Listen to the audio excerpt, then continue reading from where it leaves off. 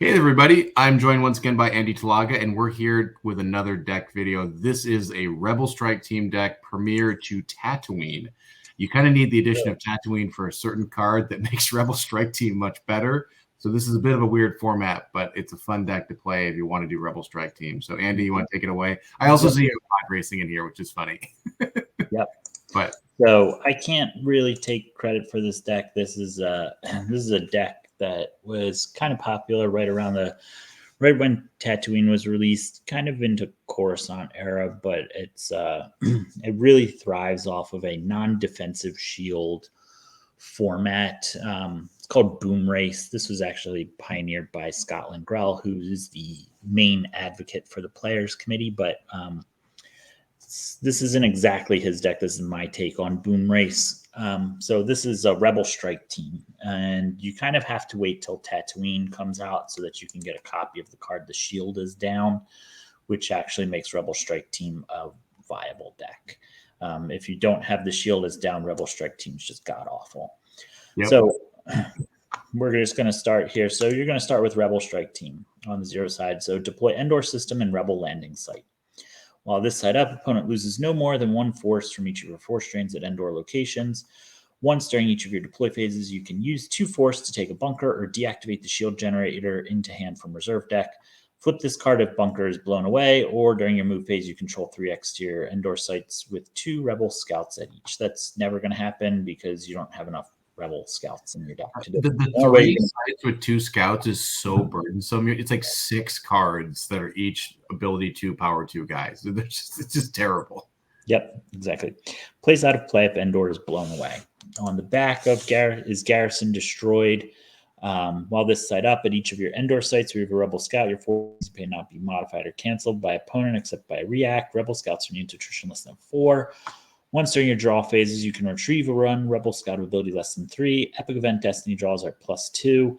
Flip this card unless the bunker is blown away, which the only way you can flip this card in this deck is by blowing away the bunker, so it doesn't really matter, or place out of play if blown away, which really there's not going to be anybody that's going to blow away Endor. I think they just put that on there for like the random person who's just like all in on CPI every time.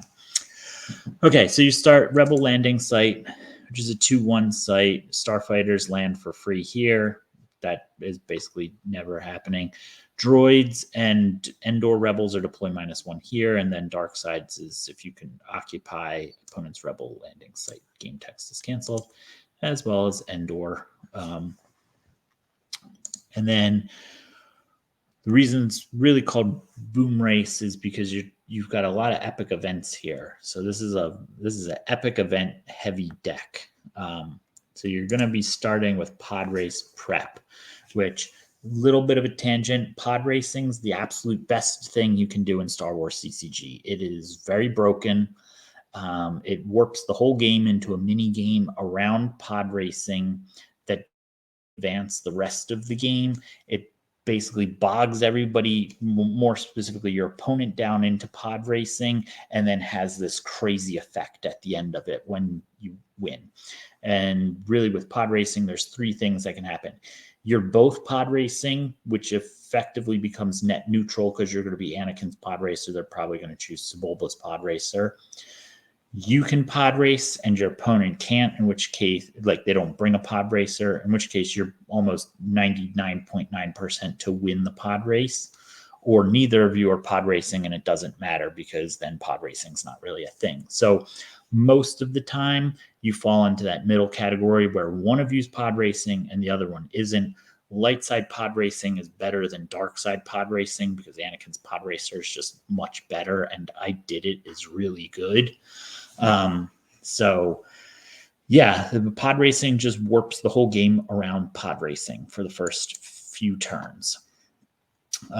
So with Podrace Prep, you're going to use it as for starting, which is deploy Pod Race Arena with a pod racer. Opponent can also deploy a pod racer. They probably don't have one if they're not going to dedicate like interrupts to pod racing, because if they're building their deck and they put a pod racer in their deck, but then your opponent's not pod racing and you're not pod racing, you just have a dead card in your deck that doesn't do anything, which you don't really want. And if you commit, other interrupts that like remove pod race destinies and stuff, and your opponent's not pod racing. Now you have even more dead cards, at which point you should be pod racing, but then that'll probably change your whole strategy because you have to start with pod racing. So most people, if they're not going to be pod racing, they just won't even include the pod racer in their deck. You're also going to start Boonta Eve Podrace and any one effect that deploys for free, and then you place Podrace Prep into your reserve deck. So you start with the arena as another location. Well, either player's race total destiny is greater than 0, you cannot battle or force drain, which also turns this into a non-battleground as long as the race is going and you have a race total greater than 0. And same game text for Dark Side. Once the pod race is over, then this does become a battleground site again. So kind of interesting there.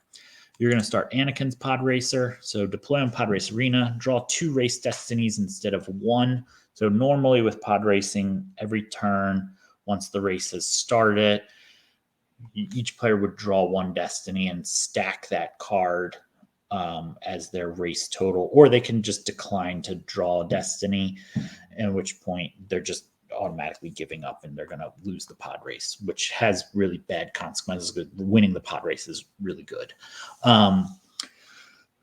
So you're going to stack cards, which then also, as long as the pod race is going on, then your opponent doesn't have access to those cards. So it's like pulling cards out of their deck. Pod racing is just really good, really stupid. So during your draw phase, if opponent has a higher race destiny total than Anakin's Pod Racer, your next turn when you draw Pod Race Destiny, you draw 3 destiny and then choose 2 so you can catch back up. And then once per game, you can take I Did It into hand from reserve deck. And you're going to start Boonta Eve Pod Race as well, which is deploy on Pod Race Arena. Once per game, either player may initiate a pod race. During opponent's control phase, each player draws 1 race destiny. Now, because you have Anakin's Pod Racer, you're going to draw 2. Each player may place any drawn race destinies onto their pod racer or onto the pod race arena if they do not have a pod racer. And then or in their used pile. So you can decline to take the race destiny. During any move phase, a winner is a player with a race destiny greater than 24 and greater than the opponent's highest race total. So let's say you're both at 22 and you draw destiny and you're going to go over 24, you also still have to beat your opponent. So if you draw 5 and they draw 6, they're going to win even though you both went over 24. Winner retrieves 6 force and loser loses 6 force, and then all race destinies are put into their used pile, and then the pod racers are lost. And then as far as your effect that you're going to start in this deck, I'm going to start The Shield is Down, which deploys on table. If Rebel strike team on table, your force generation has +1 at Endor sites, and you can deploy backdoor from your reserve deck, reshuffle. When the bunker is blown away, you retrieve 8 force, and opponent places their hand in their used pile, which is like such a strong mechanic. It's really, really good. So what you're trying to do with this deck, and really the whole point of this deck, is you want to start the race, but you don't want to get the race going so quickly that you're going to finish it like really early. You want to drag the race out until you're ready to win it. And I'll get into what that really means. But basically, on turn 1, what you'll do is you'll use the shield is down to go search for the back door. The back door is a 2/2 site. You can move between back door and bunker, vice versa. Okay, during your move phase. Then you can use 2 force to go get the bunker off your objective. So then you're going to go get the bunker. Force drain +1 here. If you initiate a battle, add 1 battle destiny. This is the key site because you need to deactivate the shield generator on the bunker to blow it away. And then from there, really, you're just trying to blow the bunker away. So there's some things that help you with that. You're going to play a bunch of Throw Me Another Charge, which is a used 6. Take 1 automated weapon into hand from reserve deck, or add 1 to deactivate the shield generator total. or do some things with canceling like Trooper Assault. But you're going to go get explosive charges. Really, the explosive charges, you don't really care so much about anything that's going on with the game text of explosive charge. What you want it for is for actual epic event, deactivate the shield generator. So when you start getting set up, you'll use 2 force to go pull out, deactivate the shield generator, and you deploy on bunker. Once during your control phase, if you control bunker with a rebel, you can attempt to blow it away. And then it's charges. Come on. Draw 2 destiny. Add 3 to total for each explosive charge on your bunker. That's why you want explosive charges. So deactivate it. Throw me another charge. Goes and gets your charge, which you then put on the bunker to add 3. So you really need to get probably at least 2 charges, and I deactivate or throw me another charge to add 7 to your total. So you need to draw 6. There's a bunch of 6s. This deck has really high destiny in it. Would be the minimum you could do, but ideally you want to have 3 explosive charges. So you're adding 9, so that it makes it pretty easy to actually blow away the bunker. And then if total destiny is greater than 12, your characters can relocate to the back door for free. Bunker and landing platform, if they're on table, are blown away. An opponent loses 8 force. So they're going to lose 8 force. The shield is down is going to let you retrieve 8 force, and they have to put their hand into their used pile, which on their turn, if they've got characters out, they can still force drain and battle you, but they have no cards in their hand. So you're going to kind of like time walk them and essentially take an extra turn, because they can't do anything. They're going to have to spend their whole turn drawing cards to have a hand again, which is a very powerful mechanic. And then you flip your objective. And once you flip your objective, the only thing that you really care about on the back of this objective is the line that says your epic event destiny draws are each +2. That's all you really care about, because you're drawing 2 race destinies, which are epic event destiny draws. So now your race destinies are all +2. And what you're really trying to do is in one turn, blow away the bunker, since that happens during your control phase, and then win the pod race on the same turn, which will create your opponent losing 14 force and you retrieving 14 force. And then you can play I Did It. And I Did It is deploy on table if you've won a pod race. So you win a pod race. Once per game, you can place Boonta Eve Podrace out of play to retrieve 4 force. So in effect, you could retrieve up to 18 force in one turn. You don't really need to, and secret plans are, Community Big Coward will probably ruin your day if you're doing that. But you can also just sandbag this I Did It, and then like later on place the Boonta Eve Podrace out of play to retrieve 4 force. But if you occupy a battleground site and a battleground system, which you'll have Endor and the back door and Rebel landing site, once during each of your control phases, you can reveal the bottom card of your lost pile and then put it on top of your force pile. So you get to retrieve a card every single turn, and it's going to be something that you can, use or draw. You can retrieve high destiny and cycle them back in, or you can retrieve your characters to draw again later. And then also at the end of each of opponent's turns, opponent must lose 2 force or place their force pile into their used pile, which again is really great, because if you blow away the bunker, they put their whole hand into their used pile, and then you can play I Did It, which is going to force them to draw every card that or not every card, but it's going to force them to draw a lot of cards, because otherwise they put everything back into their used pile or they lose 2 force. So that's really the main strategy of this deck, is blow away the bunker and then win the pod race, either same turn or like a turn apart. And then you have a bunch of like lost interrupts or things that you're going to be kind of doing in the early part of the game to kind of mitigate what your opponent's strategy is. those cards are all going to go lost, and then you're going to be retrieving, 14, 18 force at some point in like a turn or two and get all your stuff back. So those things are, other than that, you're then basically just playing a pretty straightforward mains and toys deck with a lot of high destinies. So one of your key cards that you're trying to look for is Were You Looking For Me, which lets you take a communications or protocol droid into your hand as a used interrupt. And you're going to get Threepio with his part showing, which is maybe the best light side card in the game.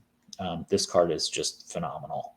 So he does something with Shmi Skywalker, who cares? But once per turn, you can place a card from your hand onto your used pile and draw the top card of your reserve deck. So this is going to allow you to recycle high destinies back into your deck and go find the cards that you're retrieving, either with I did it, or that you retrieve, or just pull your characters out. So you want to get 3PO set up. It doesn't even really matter where you're going to put them. I would put them over here on Tatooine because this is going to be a non-battleground site. There's no reason for Darkseid to go there, and they can't force strain you while you have a race destiny, which is kind of why you want to draw the race destiny out as long as you can, because once you win, then you'll immediately retrieve 6 force as well, and then that'll turn that back into a battleground if they went there. But yeah, you play some Rebels down to Endor. I recommend probably Luke or Han or some EPP. Doesn't really matter. You just need one Rebel there, and then you can, probably Luke because he's really hard to kill. And then you just put some explosive charges on the bunker and blow it away. What you would end up doing is you have a Jedi's Resilience, which this card is really good. Of course, it's from Tatooine, so there was no play testing done on this. So it's Destiny 6, which why not? Let's just make it the best Destiny basically you can have. It's a Lost Interrupt, which you don't really care about because you're going to retrieve all of these and you can cycle it back in and out with I Did It. If you just lost a duel, opponent initiated before duel destiny results, lose a force to cancel the duel and return an interrupt. If any, to use to initiate the duel to owner's used hand. Like that part doesn't really even matter. I mean, I guess if you're going to go up against hunt down dueling, you can cancel if you're going to lose the duel, you can cancel it and give them their circle is now complete back. But like, it doesn't matter. Well, the 99.9% of the time you're using it for this or function, which is if you just lost a character armed with a lightsaber, take that character into hand. So you play EPP Obi-Wan, you battle, you hit something, you're going to hit something. Look, you've got 7, 7, 6, 6, 6, 4, 4, 4, 5, 5, 5, 6, 6, 6, 5, 5, 4, 5, 5, 6, 6, 6, 6, 6, 5, 5. Like every destiny in here is like a 5. So you're going to hit something. Then you battle. You're going to draw, a 5. So you're power 10. You're going to make them lose 2 characters. You lose your Obi-Wan, but then you're like, nope, I'm just going to play Jedi's Resilience and put Obi-Wan back in my hand. And then the next turn you play Obi-Wan again, and you just recycle Obi-Wans and you clash something at some point. And yeah, Jedi's Resilience is not really a fair card. It's just way too good. But anyway, we're going to abuse it. So we play 3 Jedi's Resilience and 3 Obis. You can pick up Luke if he's got his lightsaber on him as well. But Obi goes out on EPP beatdowns while Luke sets up to blow up the bunker, and then Jedi's Resilience him back, clash what you need. You have 4 copies of Control Tunnel Vision to go find all the cards that you want. A Jedi's Resilience or a Were You Looking For Me, so you can go get your 3PO so you can start cycling cards, or a Fallen Portal because Fallen Portal works at the back door. So eventually you'll just have characters here and it'll be a way to defend yourself. Throw me another charge to go get your explosive charges. You have a good suite of characters. So 3 Lukes, 3 Obis. You have 2 Leias. I chose one as Boushh. You could probably play a different Leia if you want. I like Boushh because there's just random times where you're just like, I'm just going to ignore what you're doing over here and just play Boushh. You have 1 EPP Leia. I played 2 EPP Hans. Again, your characters can be a little bit flexible. Like you could make this a general solo if you want. He's a scout. I don't know if that matters. Lando with Vibro-Ax is just very good. You have really high destiny, so more than likely he's going to exclude somebody, including stuff like excluding Vader out of a battle. You have Wedge, Red Squadron leader, who works with Corran Horn because Corran's a rogue squadron pilot, so they can cancel destiny together. So your space package is probably going to be Wedge with Dash and Corran. Wedge or Corran will pilot R2 and Red 5. Dash will pilot Outrider with the other one. And then that's a pretty unbeatable space package and light side. You're going to be, because like, let's say you put Wedge on this with, you're going to reduce their power by 9 off of Outrider and cancel their battle destiny and beat power like 15. Your dark side needs like 30 power to even make you lose a card. Which is like never going to happen. And then you have one copy of Jar Jar. Jar Jar is also another card that they probably didn't test well enough. He's deploy 2, power 3, ability 3. He can deploy to a site even without presence or force icons. He's not a spy. So like he gets around all the anti-spy stuff, but can still just go anywhere. And then during a battle, you can use 1 force to target an opponent's character present. Both players draw destiny. If your destiny +2 greater than opponent's destiny plus target's ability, Jar Jar and the target both lost. So you can like time it to, you're going to draw a 6, so you have an 8. So, you can just kill off like their Java or Effant Man or Boello or Janice or Simalu or just some good character. Because you're going to make your opponent put their whole hand into their used pile as well as lose, 14 force or whatever, you're probably going to have more characters at some point down than them. So you just hold civil disorder till the end of the game. And then when it's clear that they're not going to be able to do anything, you just hit them with civil disorder and basically end the game by making them lose 2 additional force each turn. And, other than that, you just have some utility cards in battle plan because you're going to probably control Endor system with your couple of good ships and a site. So you'll be able to satisfy battle plan. And you need to do that for I Did It anyway, because you have to occupy a battleground site and a battleground system. Disarmed, you have, Leia has a gun, Han has a gun, Lando has Vibro-Ax, Obi has a weapon. That's already enough characters to make Disarmed good enough. And then Luke will also have a weapon. So if they try to come fight you at the back door bunker, you can just disarm them there.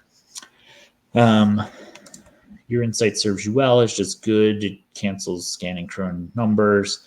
Dark Jedi or defense value -, which makes it easier for Obi to hit them, and then a Jedi's resilience back. And then if you really need to, you can pitch it to go get your battle plan.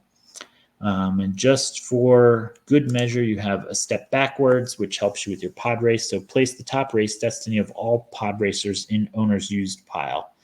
Or place 3 cards from hand into your lost pile to take any one character from your lost pile into hand. So you might have, some random explosive charges or, throw me another charge or some leftover were you looking for me or something.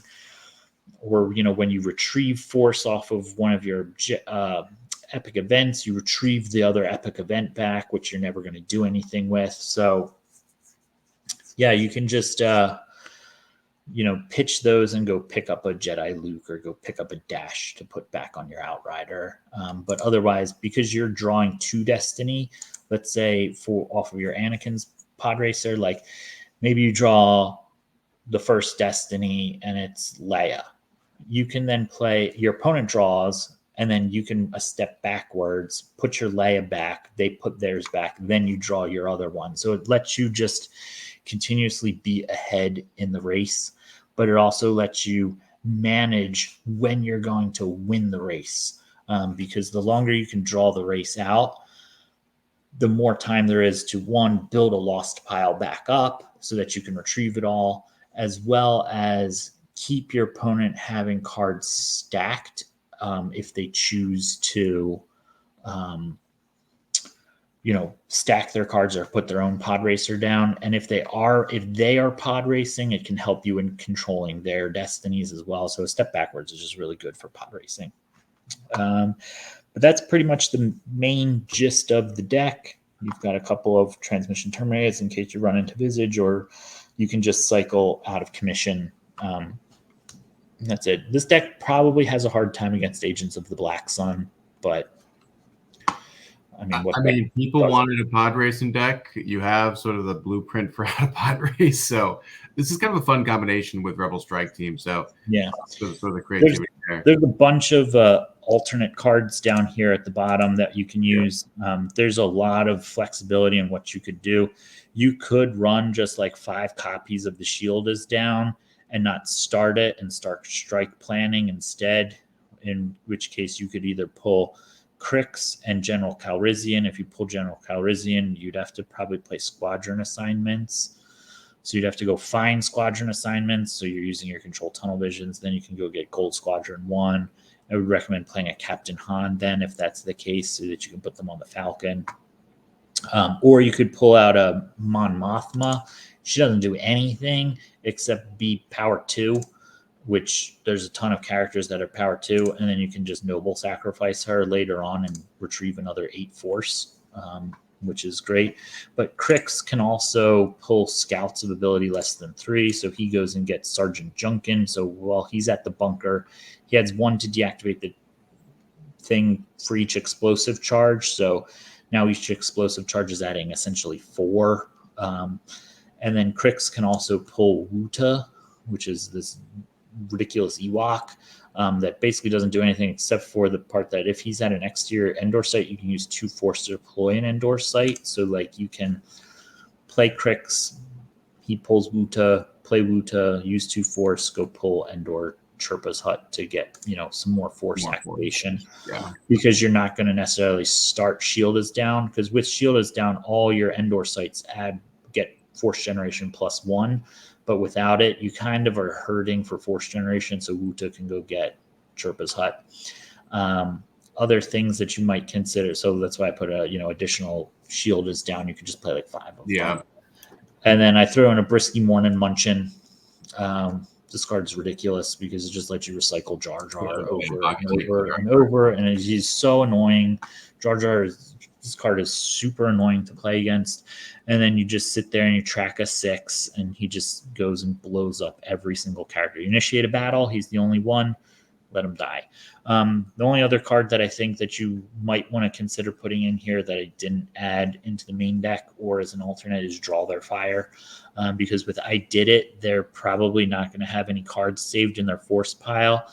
And then with Jar Jar and Brisky Mornin Munchin, you can just pick up Jar Jar, play him, initiate a battle, retrieve a force, make them lose a force, and then blow up Jar Jar, and then put him back on Brisky Mornin Munchin and just sit there and recycle that, which is a good way to go about it. But that's a Rebel Strike Team deck for you. Well, thanks so much, Andy. So we're going to call it there. All right. Leave your thoughts in the comments, like, subscribe, all that good stuff, and we'll catch you guys next time. All right. Sounds good.